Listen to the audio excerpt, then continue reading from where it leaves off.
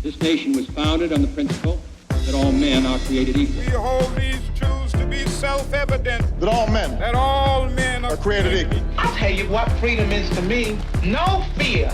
I mean, really, no fear. Created equal. Welcome to Created Equal from WDET in Detroit. I'm Stephen Henderson, and with me in the studio is Kerry Jr. II. He is the show's producer. Good day, Stephen. Hey, Kerry, how are you? I'm good. I didn't have coffee, but I don't know. I woke up on the right side of the bed this morning. Oh, that's good. And that's maybe surprising given the chaos that's going on weather-wise around here. Right. These crazy storms last night really disrupted an awful lot of people. I just was watching on social media the destruction in some parts of Metro Detroit. And there were some brownouts, too. I've heard some folks or friends I know who were talking about the power. We better get used to it, and we better start working on infrastructure that will be able to withstand these kind of storms because they're happening more frequently. Speaking of disruptions, that's what we want to talk about today on the show. A different kind of disruption, a disruption to democracy, I guess, if you will. We talk a lot about the idea of voter access and making sure that everyone has the same chance to participate in our democracy. But usually when we're talking about that, we're talking about things that are not direct barriers to voting. We're talking about things like voter eligibility, voter registration, keeping the rolls intact so that people, when they show up, are actually registered and can cast a vote. But today we want to talk about actual barriers to people voting, more literal barriers, this idea of access, physical access to voting places, which you would not think was a big issue, but apparently here in Southeast Michigan, it really is. Yeah, it reminds me of a conversation we had back in April about a former class action lawsuit about the government buildings in this state and whether or not they are ADA compliant. There was a claim that they weren't. And in this conversation, we're talking about disability access and internet connectivity and how that impacts folks' ability to vote at polling locations, disabled people's ability to vote at polling locations, and just folks' general opportunity and access to internet and more information. So I'm interested in getting into this. I mean, some information that we do have from Detroit Disability Power, which is an advocacy organization for disabled people, they audited 261 polling locations across 15 jurisdictions throughout the region in Southeast Michigan. And based off of their criteria, they found that a large percentage, around 84% of those polling locations, weren't accessible for disabled people. So that's one thing. On top of that, internet connectivity in Detroit, a significant percentage of households in the city don't have access to broadband internet. So both of those issues we want to tackle today. Yeah, I mean, that number is pretty astonishing, 84%. And if you think about the indignity of showing up to vote, having registered to vote, going out on election day and being physically barred, really, from exercising your part in our democracy. I mean, it's pretty outrageous. And it is, again, something that we don't talk an awful lot about, I think, partially because for most of us, this isn't an issue. It's an issue for a certain percentage of the population, and they don't get the attention that they should. And and what I was alluding to before about it being an extension of a conversation we had in April, right? Like this all goes towards democratic participation. In that conversation that we had previously about government buildings, is there folks who are disabled ability to listen to their government officials and be able to weigh in on what's going on in the city. In this case, it's about being able to actually participate in elections. So I think this is definitely an important conversation. That we've got two pretty interesting guests that we're going to have on. Do you want me to do the honor, Stephen? Sure. Absolutely. All right. So we'll be joined by Dessa Cosma. She is the executive director of Detroit Disability Power, the organization that audited the polling locations. She will be talking about disability access. And then we'll be joined by Christopher Ali. He is the Pioneers Chair in Telecommunications and Professor of Telecommunications in the Belisaro College at Penn State. He also researches broadband access and democracy. So looking forward to hearing from them. Really, really important conversation coming up.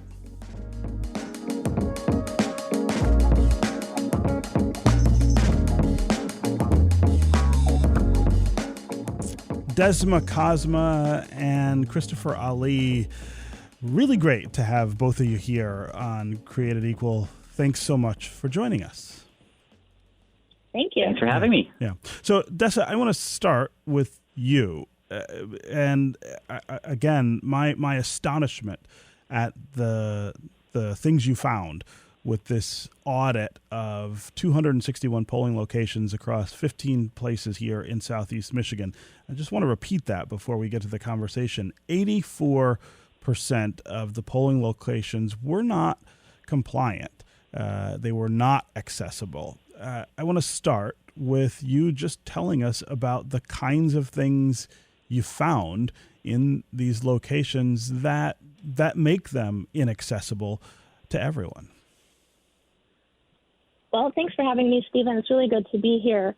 We were actually looking at 4 main categories in our 2022 audit, and we're doing it again in this election cycle. We started with a February presidential primary. I did it again in August, and we'll do it more in November. And these 4 categories are based on federal and state laws, requirements that poll places are accessible in particular ways. So none of the things that we evaluated at polling sites are mere convenience or nice to have. They're absolutely essential to equitable access to our democracy, and they're actually written into law.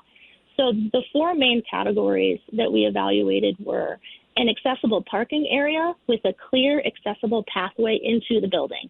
That's the first one. Mm-hmm. The second one is an accessible entrance. Is the door wide enough for a wheelchair, for example, to get in?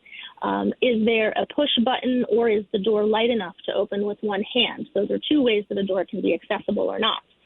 The third category is whether or not there is a fully accessible voter assist terminal, which is what we call an accessible voting machine in Michigan. We often refer to it as a VAT, a voter assist terminal. It's the machine that someone can use to fill out a ballot, have it printed out, and then put into the tabulator if they're not able to fill out a pen and paper ballot.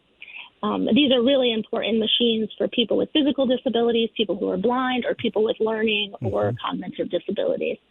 And then finally, a poll site is required to have an accessible booth for casting a paper ballot privately. So that means someone like me, who is a wheelchair user, can not only park my car and safely get out, not into oncoming traffic, roll into the building, get in the door, get my ballot, and then choose between the voter assist terminal, where I can vote on the machine, or roll up to a desk that's the appropriate height for a seated person and vote privately by hand.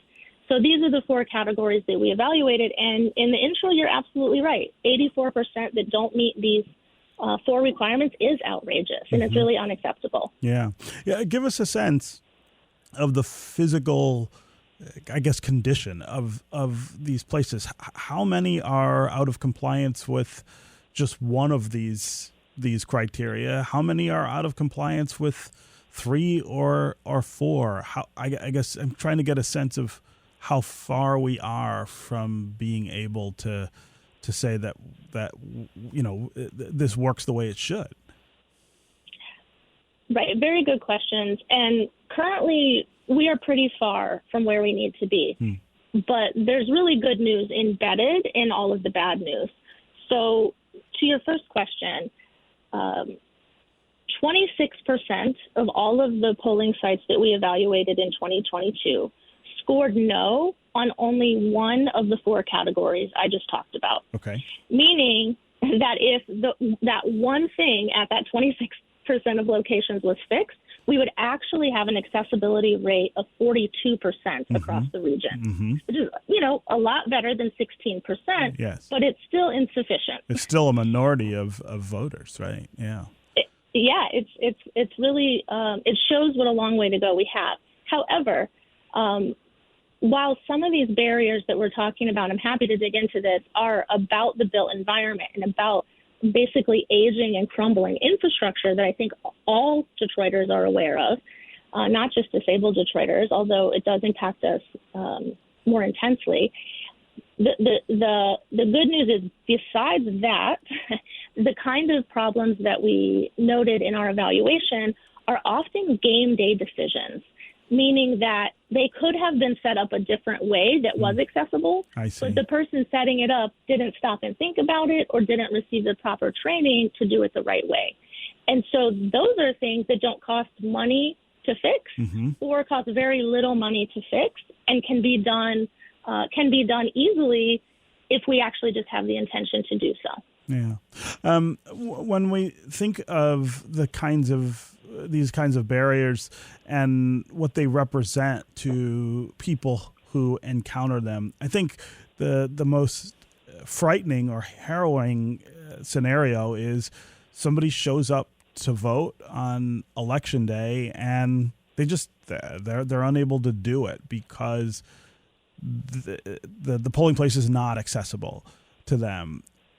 Obviously, that's not the only potential outcome. I suppose, people could get help to vote. There could be some accommodations made. But I want to get a sense of how frequently people are essentially just being turned away from this fundamental right because of accessibility. Do you have a sense of how many people are just not able to vote because of these things? We do. We have some national data on that. And we have a lot of local experiences, myself included, that really show what happens like in real time and how it feels to be that voter, which I also think is super important because disabled people in general in this country as a group are not doing well. Like we score very low on most quality of life indices around, wealth and education and health and length of life. And yet none of that is inevitable. It all has to do with ableism and not having policies and practices in place that allow us to fully engage in our communities. And so being able to participate in the democratic process is super important to us because we have everything to gain from more political influence and more representation in government. And I can tell you as a disabled voter, it is frustrating and demoralizing and dehumanizing to go exercise my right to vote and realize that people weren't prepared for me to show up. When they were thinking about who mattered and who they needed to set up the day for, I wasn't on their list. And that's why my organization exists. That's why Detroit Disability Power organizes disabled people and our allies to change that attitude, to educate the public, and to change the policies that are holding us back. So we don't have an answer to your question locally in terms of how many disabled voters are essentially being turned away from the process. But we do know nationally that if disabled people voted at the same rate as our non-disabled peers, there would be 1.75 million more voters as part of the electorate. Wow. And if you think about how closely elections are won in this country, that's really significant. It's a lot of people. And it's a lot of people. And frankly, we are this incredibly large, mostly untapped constituency of people with a lot of common needs and common demands. And so, in my view, I think it should be in candidates' view, we are folks you want to be courting to turn out and vote. And if a candidate is doing that and then we show up and we can't get in the building, we have, a lot of problems. So that's some national data. There's additional national data that Rutgers collects that shows that 1 in 7 disabled voters report challenges voting, which is more than twice that of non-disabled voters. So this really is an equity issue. Yeah. Dessa, you mentioned that you have maybe experienced this problem. I wonder if you can talk about the experiences you've had trying to get access to voting places. I can. I have 2 really frustrating experiences in the last 10 years. Back in 2018, I had recently moved, and so I had a new precinct. And I was really pleased when I got there that there was accessible parking. I was able to get my wheelchair out. I was able to roll into the building. I got my ballot from the nice poll workers at the table. And then I turned around to go vote, and there was nowhere that wasn't a standing height voting booth. So I would have had to fill out my ballot above my head, which I cannot do. And so I turned back to the poll worker, and I said, where should I vote? and she looked a little confused. She moved some papers aside from where she was sitting and said, "You can vote right here." And I said, "Well, that's very nice of you, but I'm also entitled to private voting." Mm-hmm. She got a little grumpy with me, didn't totally know what to do, but thankfully another poll worker overheard the conversation and cleared off a table across the room where I could vote at the right height and in a private manner. So I was able to fill out my ballot. But as I left that day, I, again, was shaken by this sense that they didn't think that anybody in a wheelchair was going to come vote. Like, there are 129,000 disabled residents in the city of Detroit alone, Mm-hmm. and nobody had thought that somebody like me in a wheelchair was going to show up and exercise our right to vote. And so that's just extremely disturbing.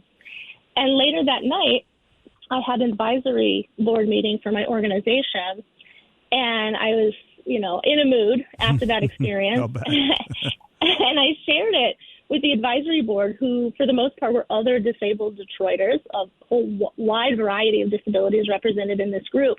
And, every one of them said, "Dessa, I had a similar experience.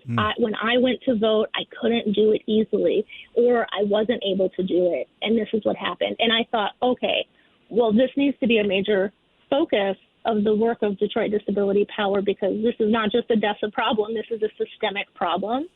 And it seems absolutely solvable with some education and some intentionality and some advocacy. So that was 2018. That is actually what launched the collaborative poll access audit that we've been talking about. Okay. Fast forward to 2020, I thought, okay, let me use the voter assist terminal, which is designed for disabled voters, but can be used by anyone. You don't have to be disabled to use it. And even though I can fill out a paper ballot, I thought, let me use the voter assist terminal so I can educate myself about how it feels to use it. And I can also see if the poll worker is on their game. They were not, unfortunately. And it took them 45 minutes to figure out how to turn on the machine and get me to my ballot. I fortunately have a flexible job where I could stick around and make sure that I cast my vote, but many people wouldn't be able to do that. And so it just reiterated again that people were not prepared for people with disabilities to show up and vote. Yeah. So it's really interesting to hear both of those in both of those stories, that this was about preparation. This was about the anticipation of the poll workers and, of course, the clerks who are responsible for making sure that elections go off without a hitch. Again, your point about the anticipation that someone who has physical challenges will show up to vote. They just didn't account for that. In your estimation, is that the sort of meat of this problem, not actual physical barrier so much as it's almost like a mental block that elections officials have? It's really both, Stephen. The way that ableism, which is the systemic oppression of people with disabilities, the way that ableism shows up is that it shows up in so many ways, but it shows up in that it invisibilizes us. So even though we're at least 25% of the population, we're not thought about all that much. We're not prioritized all that much. And we're kind of out of sight, out of mind a lot, which is extremely detrimental to our well-being, and doesn't realistically reflect the real diversity of our communities if you're excluding 25% of people from being their full selves and showing up in that fullness. So there's that kind of underlying systemic problem that absolutely influences whether or not we're thought about by clerks and poll workers to the extent that we need to be. There's also, other issues around aging infrastructure and the way that cities like Detroit have been disinvested in. The ways that we have so many problems around race and class and access to functional infrastructure.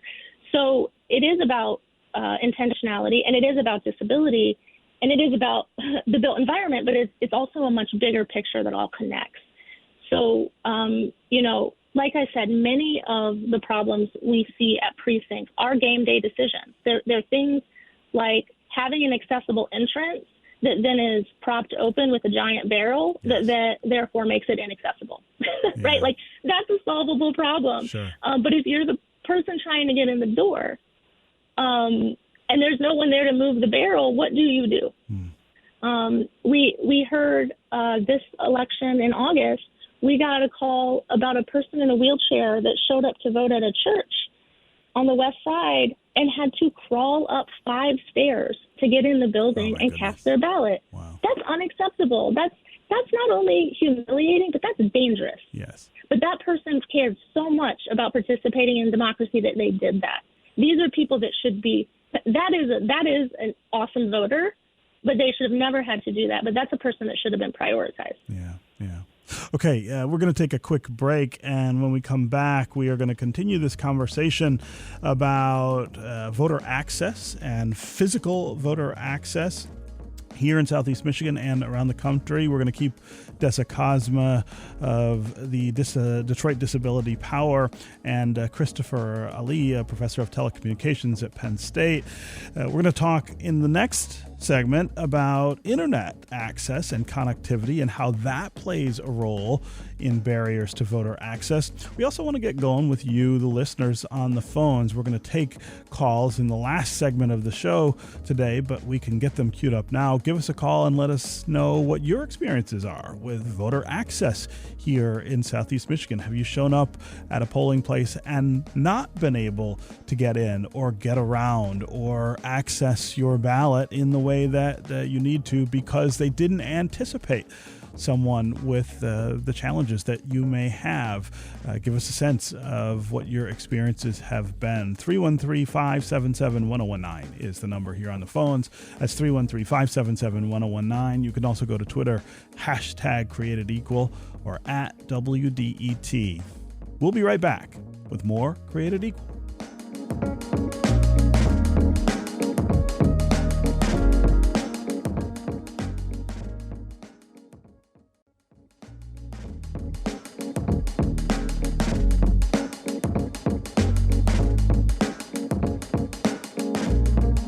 We're back with more Created Equal from WDET in Detroit. I'm Stephen Henderson, and today we're talking about voter accessibility, literal voter accessibility. How easy is it for someone with physical challenges to show up at a polling place and cast a ballot right alongside people who don't have those challenges? Detroit Disability Power is a nonprofit that has taken a look at the problems that we have here in Southeast Michigan with accessibility. They polled 261 different locations across Southeast Michigan and found that 84% of them were not compliant in a way that would make sure that everyone could access them to vote. We're talking about how we correct those challenges and, of course, what those challenges mean to people who are trying to cast their ballots.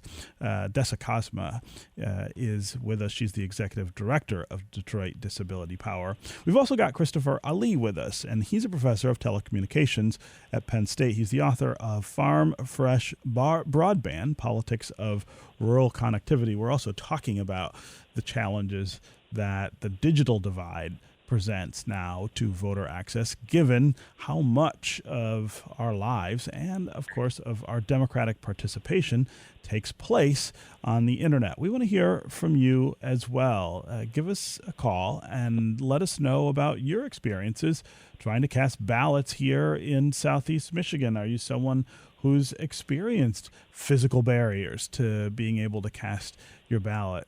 Have you had to do something extraordinary to get into a polling place or to access your ballot? Are you someone who has been turned away from casting a ballot because of those challenges? 313-577-1019 is the number here on the phones. That's 313-577-1019. You can also go to Twitter and # Created Equal or @WDET. Christopher Ali, I want to start this part of the show talking with you about the digital divide and the barriers that it presents to voting. Let's start here. Why is the internet an essential part of democratic participation right now? Absolutely. I mean, that's a great place to start. The internet is our window to the world right now, right? It is how we get news and information. It is how we connect with friends and family. It is how we do work. It is how we engage with many of the services, governmental services included, that we need to do on our daily basis. It's how we applied for, or how we booked a COVID vaccine, and how often we apply for benefits and file our taxes. It is the gateway to so much of what we do in our day-to-day lives, which is why it is essential that everyone in the United States have access to affordable, meaningful, high-speed internet. And what kinds of things do we define as this kind of digital access? Is it as simple as having access to the internet? I mean, lots of people have phones that have some form of internet access, and then, of course, others have broadband connectivity in their home. Talk about what we're concerned with here, or the focal point of this access from a democratic standpoint. Sure thing. So I like to think about this in terms of pillars, right? You've got, can I access a physical internet network, right? Mm-hmm. Do I have access to the internet? Mm-hmm. Can I afford access to the internet? Here in the United States, we pay more per month than anywhere else in the 38 countries that make up the Organization for Economic Cooperation and Development. So we pay an astronomical amount for broadband, and we know that 50 million American households and families either can't afford the internet or struggle to afford the internet because of the high costs. So we've got access, we've got affordability, and then we've also got skills and devices. Do I have the skills necessary to take advantage of my digital connectivity? Do I have a computer at home? And you'd mentioned, yes, there's a lot of folks who have access to a smartphone. In fact, over 85% of the population have access to a smartphone. That's great, but a smartphone isn't going to replace a home internet connection. And here's a great example. I'm a professor at Penn State. Imagine if I asked my students to write an essay on their smartphone, mm-hmm. right? That's going to be next to impossible. Imagine if I asked you to file your taxes on your smartphone, right? There are certain things that we can do with a smartphone. Smartphones are amazing. But to get that full digital experience, we need broadband to the home, probably with a computer or at least something more capable than a smartphone. So we've got all of these pillars. And otherwise, the internet is just kind of wires in the ground unless we can afford it and we know how to use it and we have the devices and support to be able to take advantage of it. And tens of millions of American families don't fit with all three of these criteria. Right. So how does that connect to the democratic participation we're talking about, the access to voting? What are the things that you are cut off from, I suppose, in that realm if you don't have sufficient internet access? Sure. So one of the major things that you're cut off from is news and information. I did a study with a couple of colleagues in the organization Rebuild Local News, and we found that there are 90 counties in the United States that are what we call double deserts, counties without access to the internet and counties without a local news outlet. So in other words, these are 90 counties where you can't get access to fresh, up-to-date local news and information, or at least you got to work really hard to do it. 90 such counties. How are we supposed to make meaningful voting happen if we don't have access to local news and information? So, that's number one. Studies have also shown that if you have a high-speed internet connection at your home, you're probably more likely to engage with a local elected official. If we say that all politics are local and democracy begins at the local level, right, it begins with this type of communication with our neighbors, communication with our elected officials, and then receiving and partaking in the news and information ecosystem. So many are barred from these essential democratic functions of to be an informed voter, to exercise our basic democratic rights to be informed and then to vote. And without access to the internet, it makes it that much harder to do it. Yeah. So when we talk about the digital divide, of course, that's something that affects a lot of different parts of our culture and people's participation in a number of different things. Talk about how important this is, how much impact there is from a democratic standpoint, from the digital divide. How many people are really challenged by this, and it affects the way, or I guess the efficiency with which they're able to cast ballots? Sure. So we know that somewhere between 24 million and 42 million Americans do not have access to a broadband network. As in, they can't, even if they wanted to subscribe to the internet, they have no network in their home or their apartment that they can subscribe to. Wow. And that's particularly an egregious case in rural communities and on tribal land. But it doesn't mean that urban folks are also struggling. There's a huge chunk of New York City that doesn't have access to the internet, for instance. So it's worse off in rural and tribal areas, but it certainly exists in urban areas as well. We also know that at least 50 million households struggle to pay for their internet subscription. And we know this because we used to have a program, the federal government used to have a program called the Affordable Connectivity Program. And that was a subsidy for broadband subscriptions for eligible households, and how you could be eligible, a household, for instance, if you had a kid who participated in a free or reduced lunch program at school, right? That made your whole household eligible. And that was $30 a month or $75 a month if you lived on tribal land. 50 million households were eligible for that program, and at the end, about 23 million actually subscribed. Mm-hmm. So, we know that at least 50 million households are struggling to afford their internet subscription or just can't at all. And I've heard from folks who have told me, in surveys that I've had access to, hey, I'm debating if I can afford food or my internet right now. Wow. Right? That is awful. And then what we don't really have a collective number on is the tens of millions of folks who don't have the confidence, the digital confidence, to really take advantage of their internet connections, right? They may not have the skills, they may not have the devices, they may not have the support to be able to do this. And again, if you don't know how to use your computer, it's just a brick. Yeah. It's a brick sucking up electricity. Right.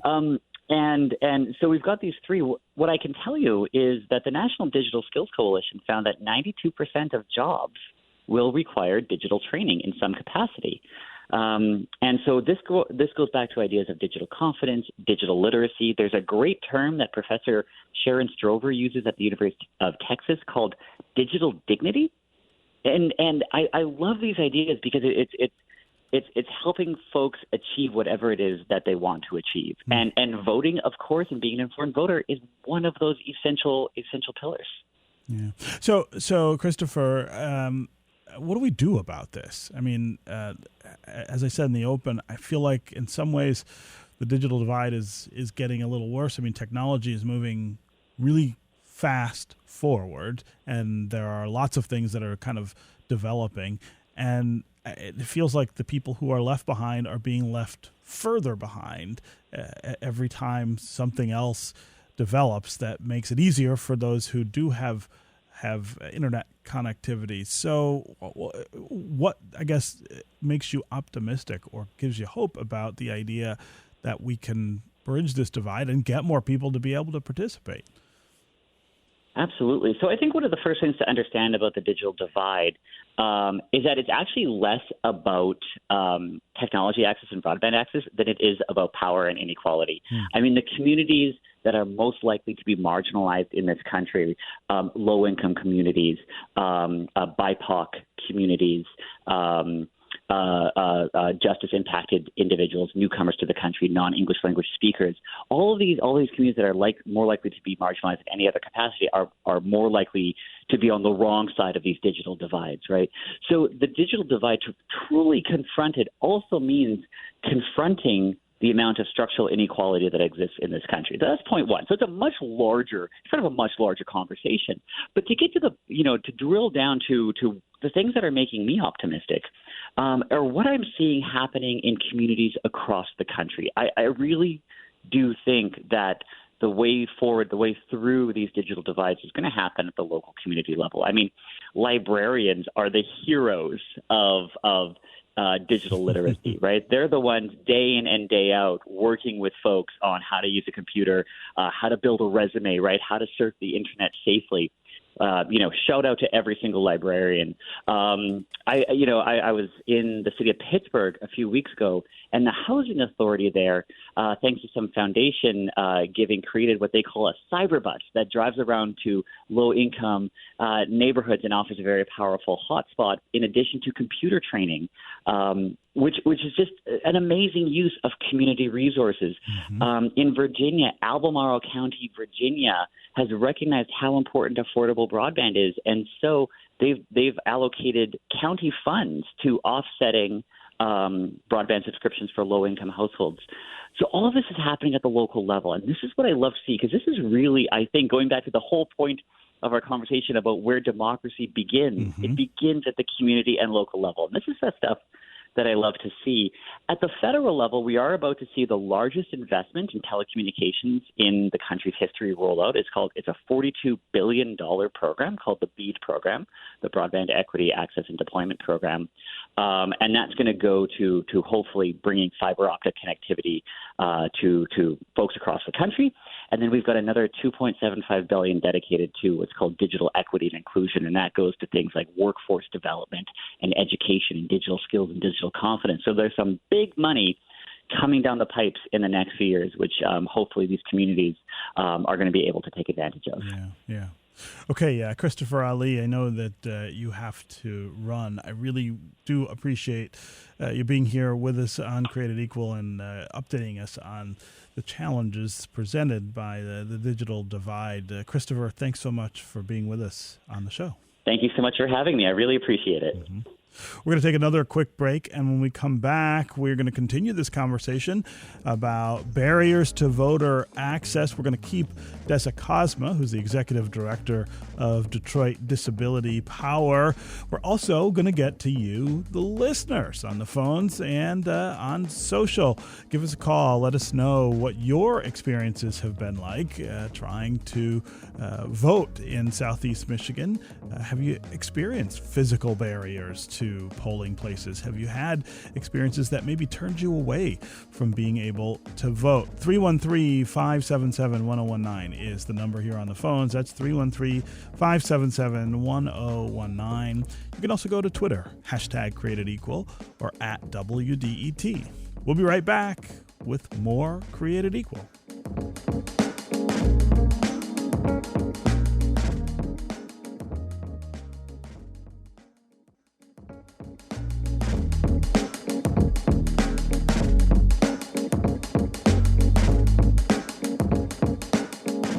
Back with more Created Equal from WDET in Detroit. I'm Stephen Henderson, and we're talking about voter accessibility, literal voter accessibility, instances where polling places and poll workers aren't prepared for people with physical challenges to be able to cast their ballots. We were also, in the last segment, talking about internet connectivity and how that can present challenges to people voting as well. We want to hear from you during the conversation. Give us a call. 313-577-1019 is the number here on the phones. Tell us about your experience voting here in Southeast Michigan, the times that maybe you've experienced barriers to being able to fully participate in our democracy. We've got Dessa Cosma here. She's the executive director of Detroit Disability Power. They did a survey of 261 polling locations in Southeast Michigan and found 84% of them were not compliant. We would love to hear from you about your experiences voting here in Southeast Michigan. Let's start this segment going to the phones. Gay in Highland Park, you're up first. Gay, what's on your mind? Hello. I wanted to mention what happened in Highland Park over time. When I first started voting in Highland Park, the voting place was down along concrete steps to the basement, and there wasn't even a railing. But once I maneuvered down there, then there was no place really to vote that you could sit down or use a wheelchair, anything like that. Couldn't get there with a wheelchair. Then they changed the whole thing. They put it on the first floor and put a ramp into the building and made it totally accessible with a place that people could sit down at a wheelchair level. And it's changed completely. And that's what every place needs to do. Of course, I'm using absentee balloting now, but there's another issue to bring up, and that is the stigma attached in families to keeping family members hidden. It's been true all over the world in many, many countries, and it still exists all over the place. So, Gay, can you talk just a little bit more about what you mean by that, keeping family members hidden?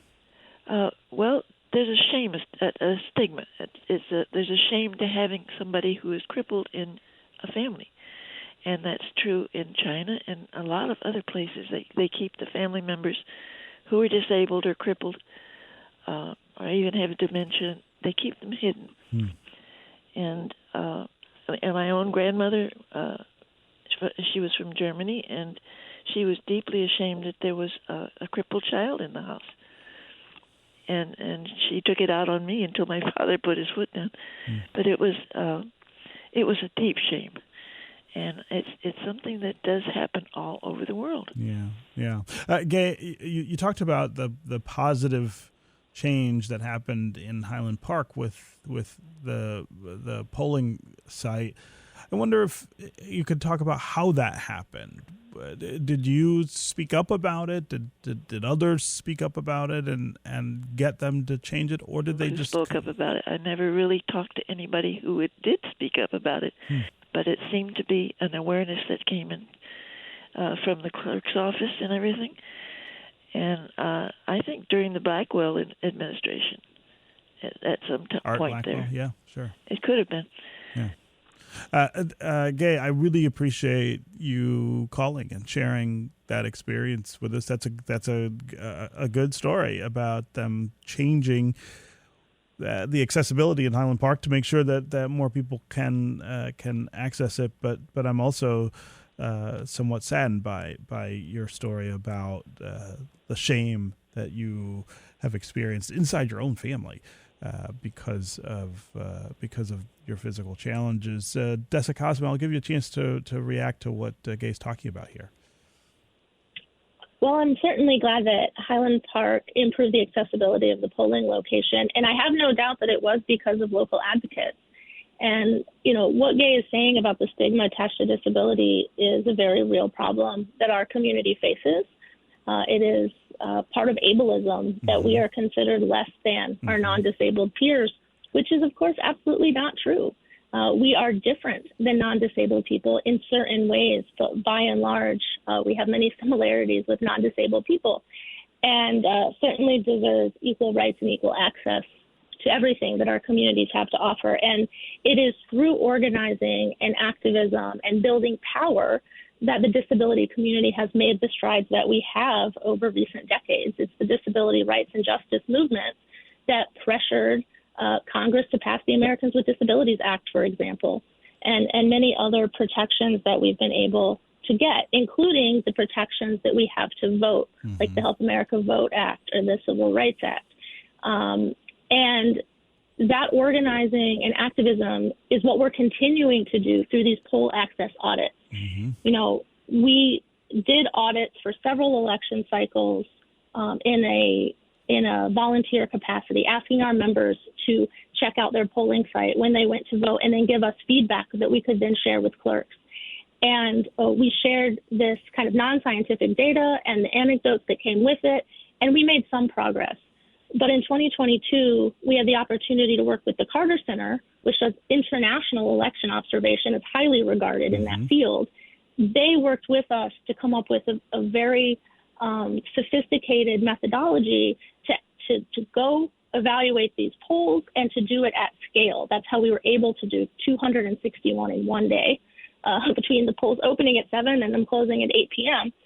And we knew that we needed that kind of data to show up to people in positions of power to get them to actually pay more attention. We needed something stamped with the Carter Center's name and tables of granular data to make the point that we had been making for a long time.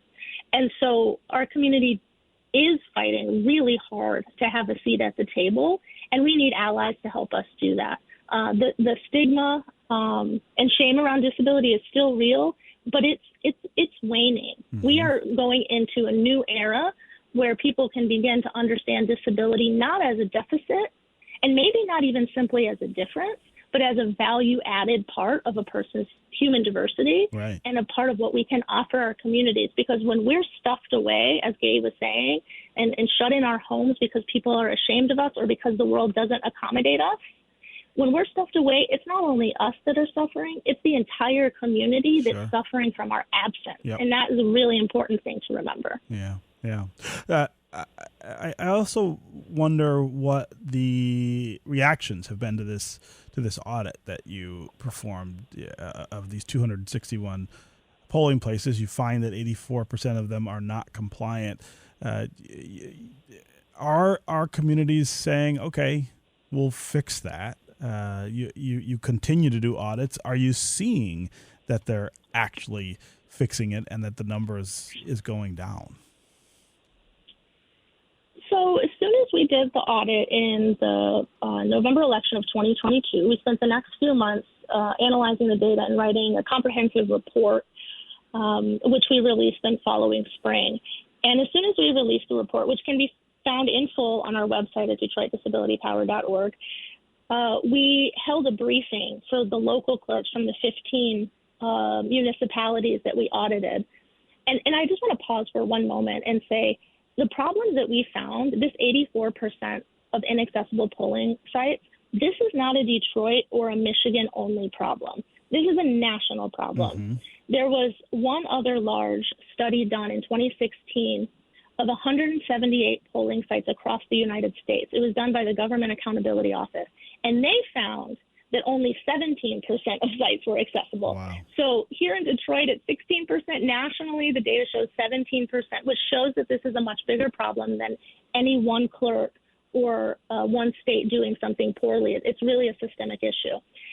So we held a briefing to share the report and the findings, and we engaged clerks because what we're trying to do is solve the problem. We're not trying to just call out clerks. We're trying to get them to do better. And so that's education. That's sometimes pushing them because they're elected officials and they have constituents. And some clerks have been very receptive and other clerks have completely ignored us. But that doesn't change the fact that we're going to keep doing the audits and we're going to keep publishing the data and we're going to keep organizing until all of our polling locations are accessible. Yeah. Okay, Dessa Cosma, Executive Director of Detroit Disability Power. It was really great to have you here with us during this conversation today about voter accessibility. Thanks so much for joining us on Created Equal. Thank you for having me.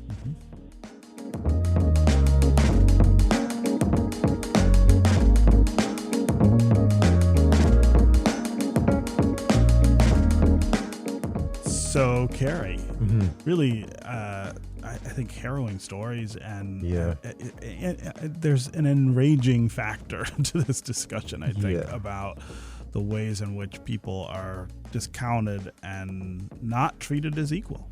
Yeah, it also makes me think about, when she was talking about the access to the polling locations, right, and the stigma that's attached to it. That's something I think a lot of people can understand to some degree when you have something that kind of makes you different, the initial perception, and then the fact that they aren't taken into account when it comes to like the broader regulations these buildings have. Mm-hmm. You would think that where polling locations typically are, there would be these types of accommodations, but that's not the case.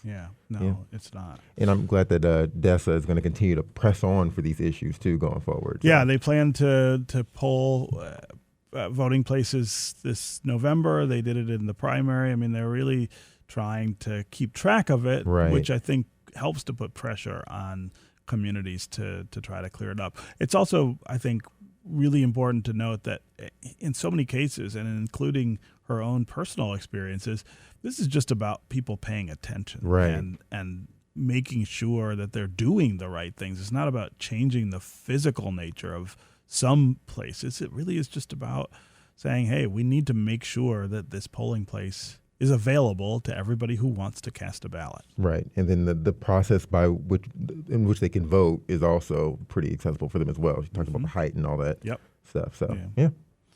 Okay, that is going to do it for us on Created Equal. You can listen to recent episodes of the show at WDET.org, and we would love if you would subscribe to our podcast. Created Equal is produced by Carrie Jr. II and David Lyons. Our engineer is Nate Bender. Our program director is Adam Fox. Created Equal is a production of WDET, a listener-supported service of Wayne State University.